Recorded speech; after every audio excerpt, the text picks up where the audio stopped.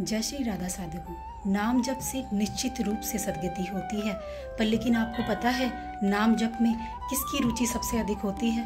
नाम जप में रुचि अधिक होने का सबसे मुख्य कारण होता है प्रतिकूल परिस्थितियाँ। जब हमारे आसपास प्रतिकूल परिस्थितियाँ बनती रहती है तो हमारा नाम जप में उतना ही भाव बनता रहता है। गोस्वामी तुलसीदास जी जब पैदा हुए थे तो राम बोला नाम रखा गया था, क्योंकि वो राम राम बोलते हुए पैदा हुए थे। पर जब वो पैदा हुए उसी समय उनकी माता का स्वर्गवास हो गया, तो उनका जो बचपन था वो बहुत ही दुख में बीता था। फिर जब उनकी शादी हुई तो उन्हें एक परिवार मिला। उन्हें अपनी पत्नी से बहुत ही आसक्ति हो गई। जब एक बार उनकी पत्नी मायके चली गई तो एक उफनती नदी को सब में चढ़कर ही पार कर गए थे। उसके बाद वो जब अपनी पत्नी के घर में पहुंचे तो वहां पहुंचने के लिए भी उन्होंने जो रस्सी का प्रयोग करा वो रस्सी भी एक सांप थी। और जैसे ही वो अपनी पत्नी के कक्ष में पहुंचे तो उनकी पत्नी ने उनको क्रोध में कहा, जैसा प्यार तुमने मेरे ये हाड़ मांस के शरीर से किया है, ऐसा प्यार अगर तुम राम नाम से करते तो तुम्हारी कितनी सद्गति होती। उसी समय लज्जा से गोस्वामी तुलसीदास अपनी पत्नी के कक्ष से बाहर निकले और वो राम नाम की खोज में चल पड़े थे। वो जब राम नाम की खोज में चल पड़े थे तो वो सबसे पहले काशी में पहुंचे।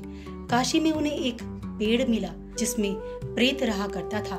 जब उन्होंने उस सूखे पेड़ को जल अर्पित किया तो उस प्रेत ने उनका शुक्रिया करते हुए कहा कि आपको जो चाहिए वो वर मांगिए। तो तुलसीदास जी ने उस प्रेत से वंदना की कि मुझे राम जी से मिला दीजिए। तो प्रेत ने कहा, मेरी इतनी हिम्मत तो नहीं कि मैं राम जी से मिला सकूं, पर मैं उनके दूत हनुमान जी का पता आपको बताता हूं।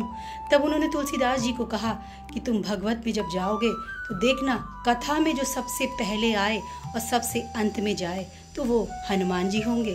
तो तुलसीदास जी कथा में जब बैठे तो उन्हें एक वृद्ध बलवान व्यक्ति दिखाई दिए।